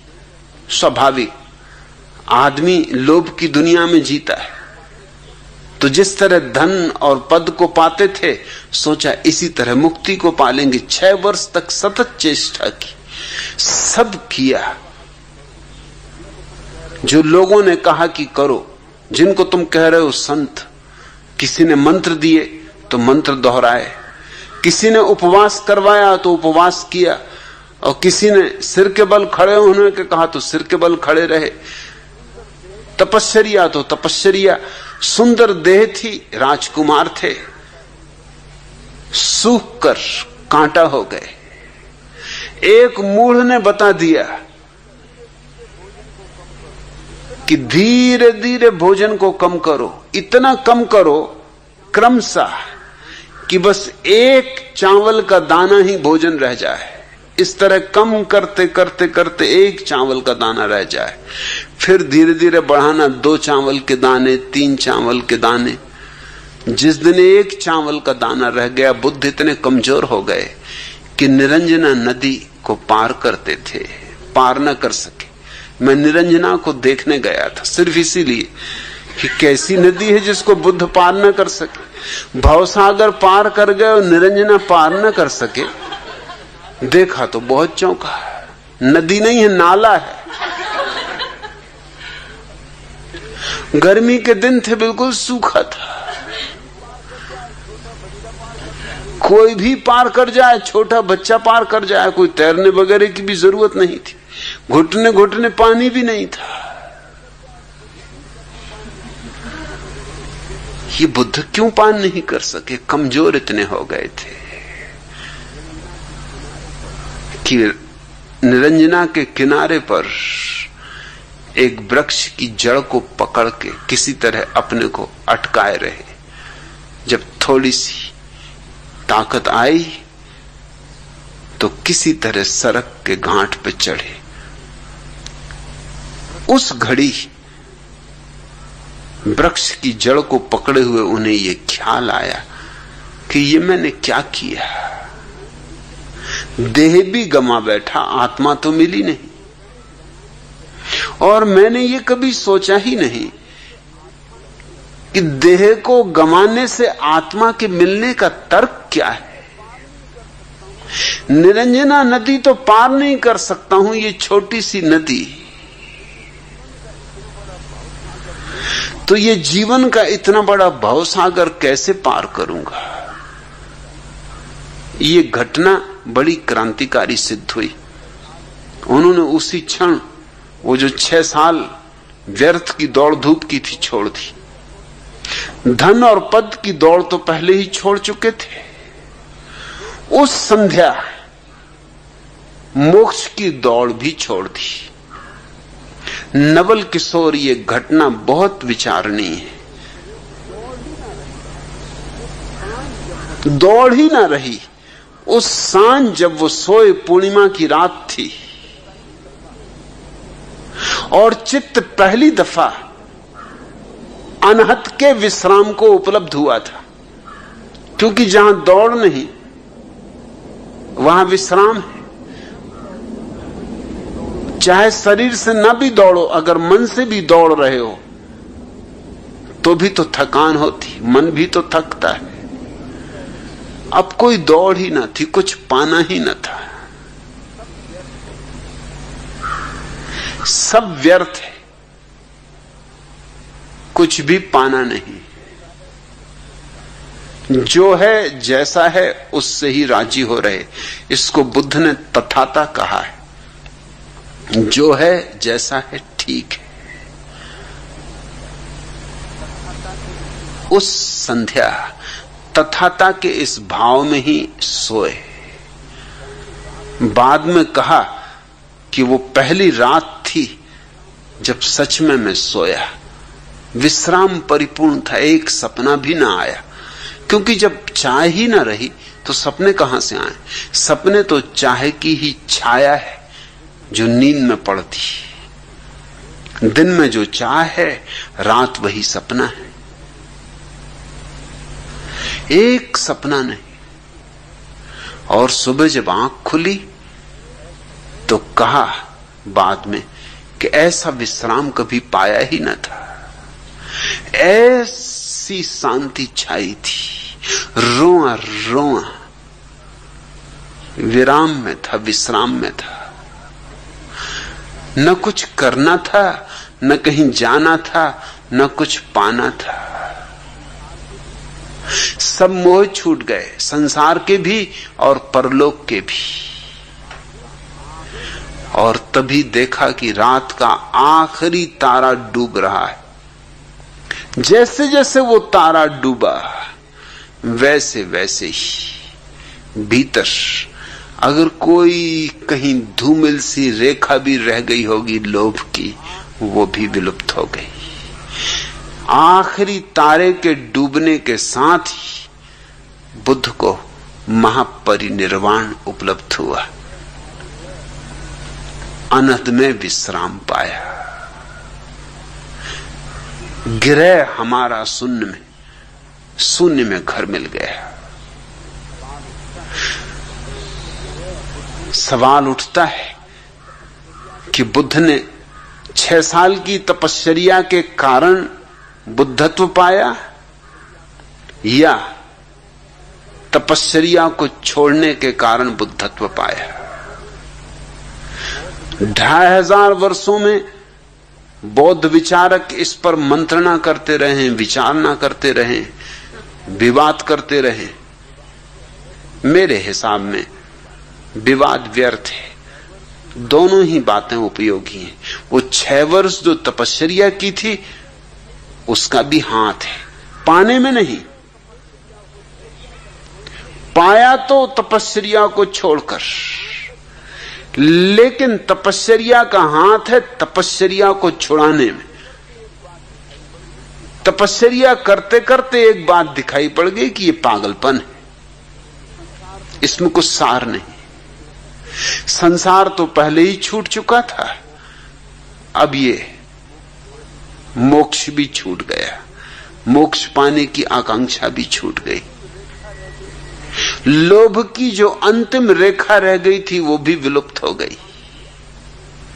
तो तपश्चर्या ने इतना काम किया, जैसे एक कांटा गड़ जाता है तो हम दूसरे कांटे से उसको निकाल लेते, फिर दोनों कांटों को फेंक देते। ऐसा नहीं है कि पहला कांटा फेंक दिया और दूसरे को संभाल के उसके घाव में रख लिया कि इसकी बड़ी कृपा है। किस शब्दों में इसका आभार करें। एक कांटे से दूसरा निकल गया, फिर दोनों हम फेंक देते हैं। ऐसे ही तपश्चर्या से एक व्यर्थ बात मन में अटकी थी कि पाने से मिलेगा परमात्मा, वो बात निकल गई। परमात्मा तो मिला ही हुआ है, दौड़ खत्म हुई, चाह मिटी कि पाया। पाया तो सदा से था ही, तुमने एक क्षण को भी परमात्मा खोया नहीं है नवल किशोर। इसलिए पहले तो ये भाषा छोड़ दो पाने की, ये लोभ की भाषा है, ये धंधे की भाषा है, ये व्यवसाय की भाषा है। दूसरी बात, तुम कहते हो किसी संत के दिए हुए मंत्र को दोहराने से। पहली तो बात, तुम कैसे जानोगे कौन संत है? अगर तुम यही पहचान लो कि कौन संत है तो तुम खुद ही संत हो गए। केवल संत ही संत को पहचान सकता है। तुम कैसे पहचानोगे कौन संत है?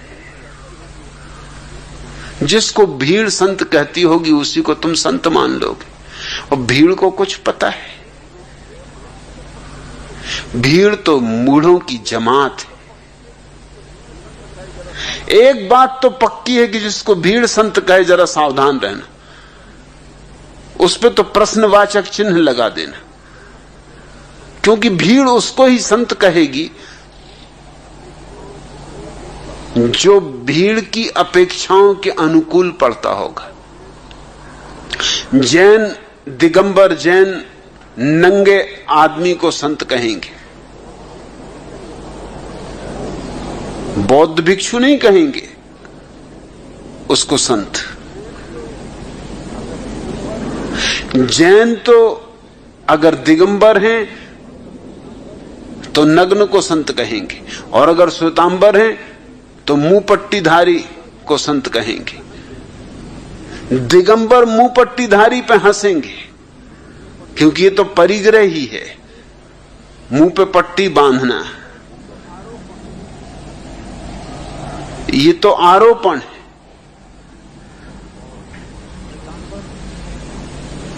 और श्वेतांबर नग्न जैन मुनि पे हंसेंगे कि ये तो अशोभन है, अशिष्ट है, अभद्र है। सूफी फकीर हिंदू फकीर पे हंसेंगे कि ये भी कोई संतत्व है, और हिंदू फकीर सूफी पर हंसेंगे कि ये भी कोई संतत्व है। ईसाई तो उसको संत कहेंगे जो दरिद्रों की सेवा कर रहा हो, और भारत में संतों ने कभी किसी की सेवा नहीं की, ख्याल रखना। यहां तो संतों की सेवा करनी पड़ती। यहां तो जैन अपने संत के जब दर्शन को जाते हैं, उनसे पूछो कहां जाते हो, तो वो कहते हैं संत की सेवा करने जा रहे। संत और सेवा करे, कौन करवाएगा संत से सेवा? क्या पाप करवाना है अपने हाथ से? समझ लो कि महावीर स्वामी मिल जाए, तुम्हारे पांव दबाने लगे, तुम दबाओगे, तुम एकदम उछक के भाग खड़े होगे, हे प्रभु बचाओ, ये क्या कर रहे हो आप, और पैर दबा रहे हो, क्या सदा के लिए नरक में गिरवा दोगे? कि बुद्ध मिल जाए और एकदम तुम्हारी चंपी करने लगे?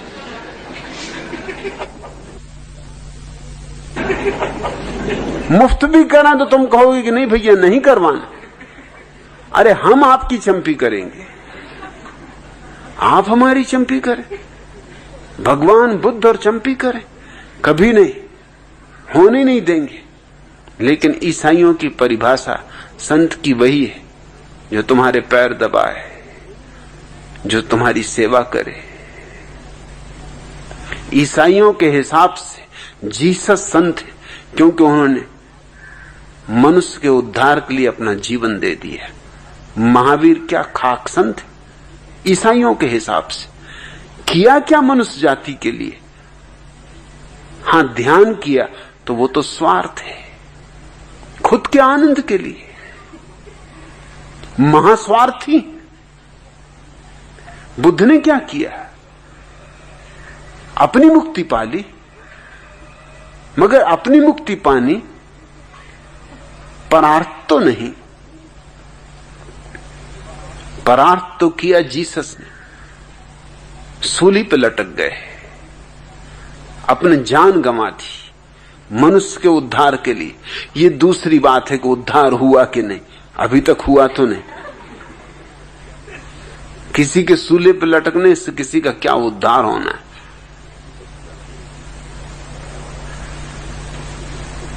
महावीर अपने बाल नोचते थे, केस लुंज करते थे, और बौद्ध भिक्षु हंसते थे कि ये पागलपन। और बौद्ध भिक्षु की बात में भी अर्थ है, क्योंकि अक्सर स्त्रियां जब पगलाती हैं तो बाल खींचती। तुमने देखे होगा कि स्त्री रूठ जाती, एकदम बाल नोचने लगती। अगर पागल खाने में जाओ तो तुमको कई पागल मिलेंगे जो बाल नोचते। बाल नोचना कुछ पागलपन का हिस्सा है। तो बौद्धों को तो लगा कि महावीर का दिमाग कुछ खराब, बाल नोचना। लेकिन महावीर को मानने वाला मानता है कि महावीर का त्याग परम है। वो उस्तरे का भी उपयोग नहीं करते। अब ये क्या उस्तरे को रखे फिरना? उस्तरा वैसे भी घातक, कहीं किसी पे गुस्सा आ जाए और गर्दन काट दो, या खुद ही पे निराशा आ जाए और गर्दन काट लो। फिर दूसरी बात ये कि उस्तरे पे निर्भर होना, वस्तु पे निर्भर होना है। महावीर तो वस्तु मुक्त है, वो तो किसी तरह की पर निर्भरता नहीं मानते। अब किसी नाई से जाके बाल बनवाना, वो भी जस्ता नहीं, उसका मतलब हुआ कि नाई पे निर्भर हो गए। मोक्ष में पता नहीं नाई मिलते हैं कि नहीं मिलते।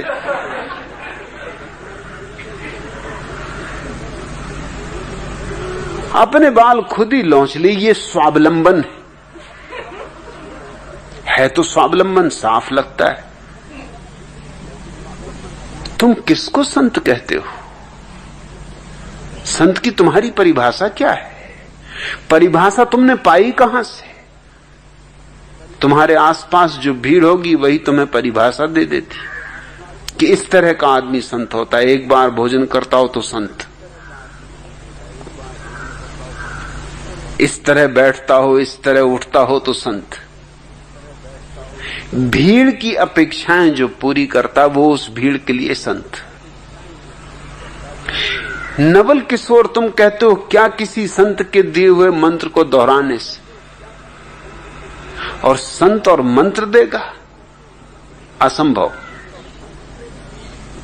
क्योंकि मंत्र शब्द बनता है उसी धातु से जिससे मन बनता है।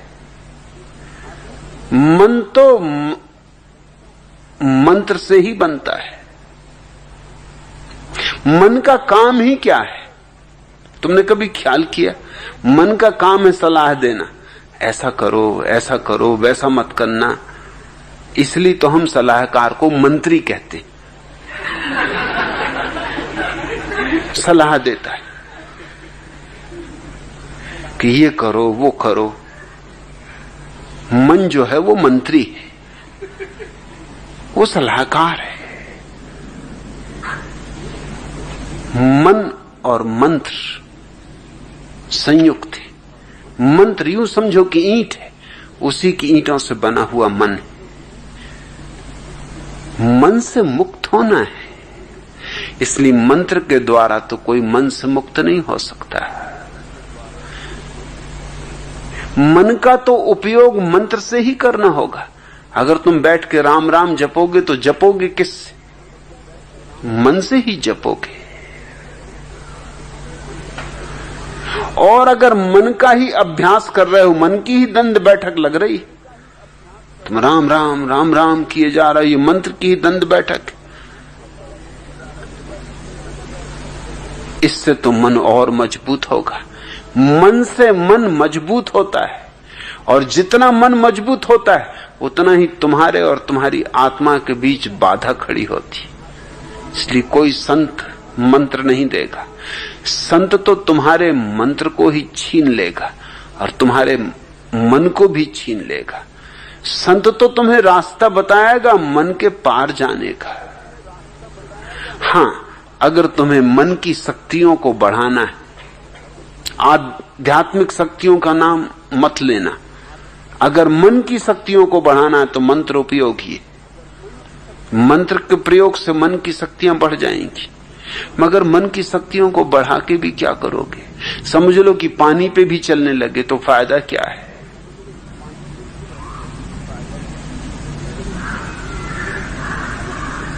वर्षों की मेहनत के बाद अगर पानी पे भी चलने लगे और कांच भी चबाने लगे तो कोई कांच का नाश्ता करना है? और पानी पे चलने के लिए नावें हैं और सरलता से तैरना सीख सकते हो। लकड़ी की जरा सी डोंगी काम दे देती है।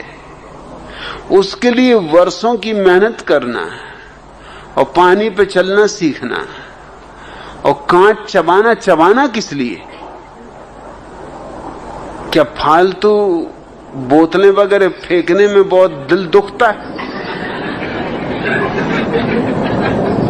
कि कैसी बहुमूल्य चीजें फेंकी जा रही?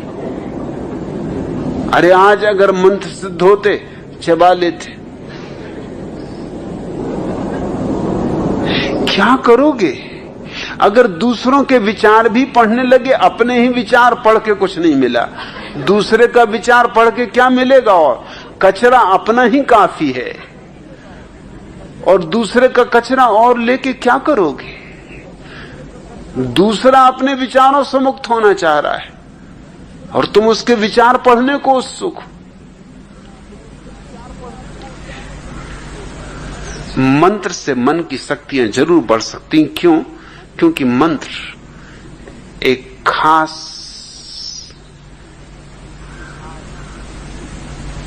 लक्ष्य के लिए वैज्ञानिक प्रक्रिया है। वह लक्ष्य तंद्रा, अंग्रेजी में जिसको हिप्नोसिस कहते हैं, उसके लिए हमारा पुराना यौगिक शब्द है तंद्रा। एक तो जागृति है, वह तो मंत्र से आती नहीं।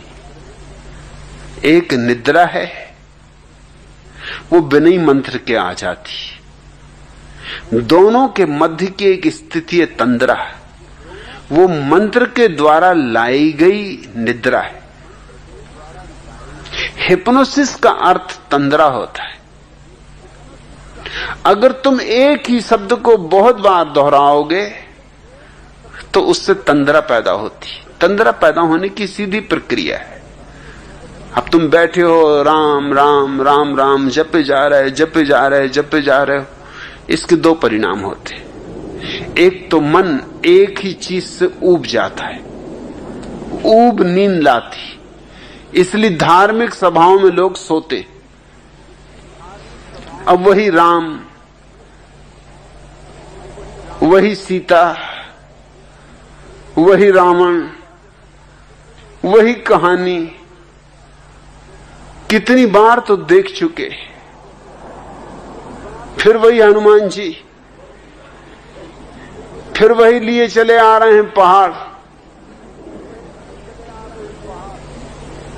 सब वही का वही। तो अब रामलीला देखोगे कि सोओगे? इससे बेहतर सो ही जाओ। इस बकवास को देखने में सार क्या है? रामलीला में तो कभी कभी लोग जागते जब कुछ गड़बड़ हो जाती।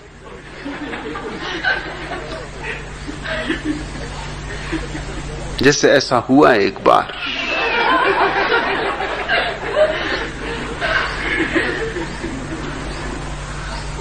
कि जब रामलीला शुरू हुई और सीता का स्वयंवर रचा गया, तो कहानी यूं है कि खबर आती है लंका से कि हे रावण, तेरी लंका में आग लगी। तो रावण भागता है। लंका में आग लगी हो तो ये कोई विवाह रचाने का अवसर है। बेचारा भागता अपनी लंका बचाने। ये तरकीब है, ये ऋषि मुनियों की जालसाजी है, ये झूठ है। लंका वगैरह में कोई आग नहीं लगी थी, मगर जब तक वो बेचारा लौटे तब तक यहां मामला खत्म हो गया। उसको हटाना जरूरी था क्योंकि वो शिव का भक्त था और वो शिव का धनुष था और उसने प्रार्थना की थी, शिव से उसे वरदान था कि शिव उसकी साथ देंगे, सहायता करेंगे। अरे अपने चमचों की कौन सहायता नहीं करता? छोटे मोटे भी करते हैं, वो तो शिवजी बेचारे बड़े पहुंचे हुए पुरुष। और ये रावण कितनी सेवा किया, उनकी अपनी गर्दन काट काट के रख देता था। अब और क्या चाहिए चमचे से, और क्या चाहिए? तो वो तोड़ देता धनुष बाण। डर था। रामचंद्र जी उसके सामने छोकरे ही थे। एक दो धौल जमाता और तोड़ ताड़ कर अपने लेके सीता को रवाना हो जाता, तो सब रामायण वहीं खत्म कर देता। तो उसको भगाना पड़ा। जब तक वो गया तब तक राम ने धनुष्वान तोड़ लिया, विवाह हो गया। अब इसको तो बार बार होता है तो लोग जाति से अपना इंतजाम करके लेके जाते हैं। रामलीला लोग देखने जाते हैं तो दरी ले जाते हैं, चटाई ले जाते हैं, कंबल तक ले जाते हैं। अपने दरी चटाई बिछा के कंबल ओढ़ के मस्त बच्चों को सुला के फिर खुद भी झपकी लेते। मगर उस दिन कुछ गड़बड़ हो गई, बच्चे तक जग गए। क्योंकि जब रावण को खबर आई कि तेरी लंका में आग लगी, उसने कहा कि लगी रहने दो। लोग थोड़े चौंके कि ये बात क्या है। जनक महाराज भी थोड़े हैरान हुए, अब करना क्या है। रामचंद्र जी की तो सटपटी गुम हो गई होगी। लक्ष्मण बोलेंगे भैया आप क्या करना। और उसने तो रावण ने आओ देखा ना ताओ, वो गुस्से में था। असल में मैनेजर ने उसको जितनी मिठाई मिलनी चाहिए थी उतनी नहीं दी थी, कम दी थी। उसने कहा देख लेंगे। उसने पहली अवसर हाथ आया दिखा दिया, उठा और उसने तोड़ दिया धनुष। धनुष भी क्या था, कोई शिवजी का धनुष, ये इसकी पौड़ी रखी हुई थी बांध के। उसने तोड़ ताड़ के कई टुकड़े करके फेंक दिए, एक दो नहीं। और उसने कहा निकाल तेरी सीता कहां है, खत्म करो इस बात को एक बार। क्या हर साल लगा रखा है कि वो खेल फिर से हो। फिर सारी जनता जग गई, बच्चे रोने लगे, स्त्रियां चौंक गईं, लोग खड़े हो गए, बैठे नहीं कि ये हो क्या रहा है। न देखा कभी आंखों से, न सुना कभी कानों से, नई ही रामलीला हो रही। वो तो भला हो जनक का, बूढ़े थे, सयाने थे, पुराने अनुभवी थे, घाघ जिसको कहते, कई रामलीलाएं करवा चुके थे। उन्होंने तत्क्षण मामले को संभाल लिया। उन्होंने कहा भृत्यो, तुम भूल से मेरे बच्चों के खेलने का धनुष ले आयो। अरे ये शिवजी का धनुष नहीं है, शिवजी का असली धनुष लाओ। पर्दा गिराया, धक्का देके किसी तरह रावण को हटाया, दूसरा धनुष बाण लाया गया, और दूसरे आदमी को रावण बना के लाया गया। जनता बड़ी चौंकी की, रावण तो दूसरे मालूम होते। वो पुराना पहलवान कहाँ है? उसको तो 4 आदमी पकड़े अंदर बैठे। वो भीतर से चिल्ला रहा, जी मैं धनुष्बाण तोड़ूंगा, आज मामला खत्म ही कर देना, रफा दफा।